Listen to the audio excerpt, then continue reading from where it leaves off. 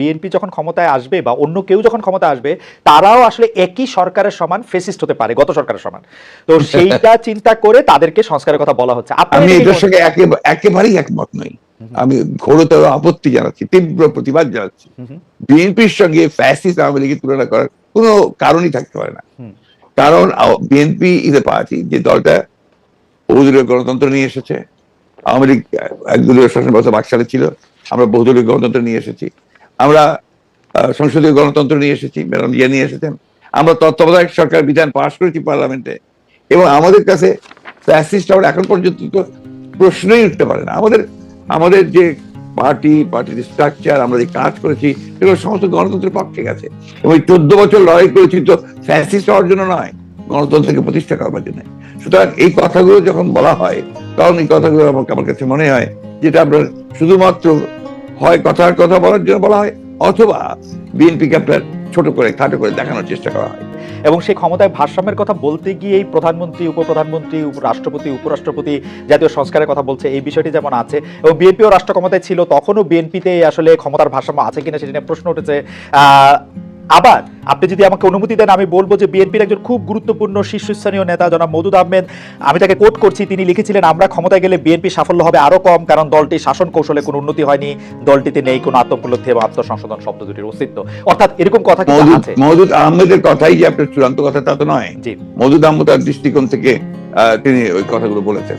আমি তো মনে করি যে কথাগুলো সঠিক নয়। বিএনপি একটা পার্টি, যে পার্টিটা আপনাকে গণতন্ত্রকে রিইন্ট্রোডিউস করেছে, মাল্টি পার্টি সিস্টেম ইন্ট্রোডিউস করেছে। আগে আমি বললাম, আর রিপিট করতে চাই না। তো বিএনপিকে ওই দলের সঙ্গে বা ফাইজারের সঙ্গে তুলনা করাটাকে আমি মনে করি এটা একটা সঠিক তো নয়। আমি মনে করি এটা একটা উদ্দেশ্য প্রণোদিত।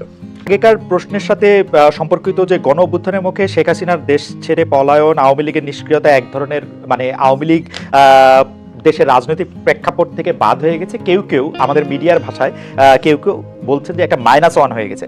অন্তর্বর্তী সরকারকে নিয়ে কোনো -2 সংখ্যা কি আছে? কেন এই প্রশ্নটি উঠছে সেটিও আমি বলি, যেটা কিছুটা আপনি আগে প্রশ্ন করেছে যে আওয়ামী লীগ আমলে কিন্তু আমরা দেখেছিলাম যে বেগম খালেদা জিয়ার চিকিৎসার জন্য বারবার বলা হচ্ছিল, কিন্তু 3.5 মাস পরেও বেগম জিয়া এখনো দেশে আছেন, তারেক রহমান সাহেব এখনো দেশে ফিরেন নাই।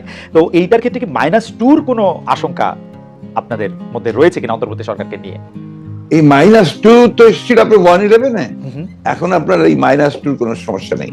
কারণ হচ্ছে যে আমরা আগেই বলেছি, আমি গতকাল একটা ইন্টারভিউতে বলেছি যে বিএনপিকে এখন আর কেউ মাইনাস করতে পারবে না। এক, 2 নম্বর হচ্ছে আওয়ামী লীগ যদি নিজেরা মাইনাস হয়ে গিয়ে থাকে, তার নেত্রী পালিয়ে গেছে, সুতরাং আপনার এই জায়গাতে তো তারা নিজেই চলে গেছে। এখানে একটা জিনিস আমাদের সবসময় মনে রাখতে হবে, যে রাজনৈতিক দলটি পলিটিক্যালি ব্যাংকরাপ্ট হয়ে যায়। আওয়ামী লীগ তো এখন আসলে পলিটিক্যালি ব্যাংকরাপ্ট একটা রাজনৈতিক দল। আমি আগে থেকে বলছিলাম কথাটা আর কি। তার কোনো রাজনীতি নেই।